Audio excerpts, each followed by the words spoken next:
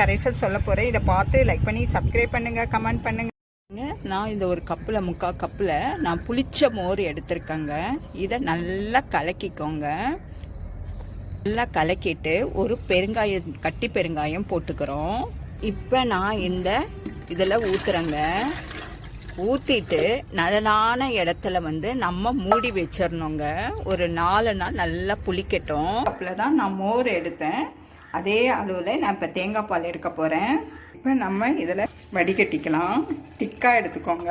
இந்த அளவு மோர் எடுத்தேன்னா அந்த அளவு இப்போ நான் தேங்காய் பால் எடுத்திருக்கேன். தேங்காய் பாலை அதில் ஊற்ற போகிறோங்க. எந்த அளவில் எடுத்தோமோ அந்த அளவில் இருக்குல்ல.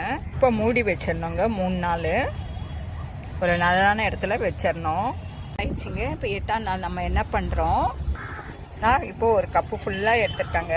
பூக்கும் காய்க்கோங்க. 1 லிட்டர் தேமோர் கரைசல்னா 10 லிட்டர் தண்ணி தெளிக்கணும்.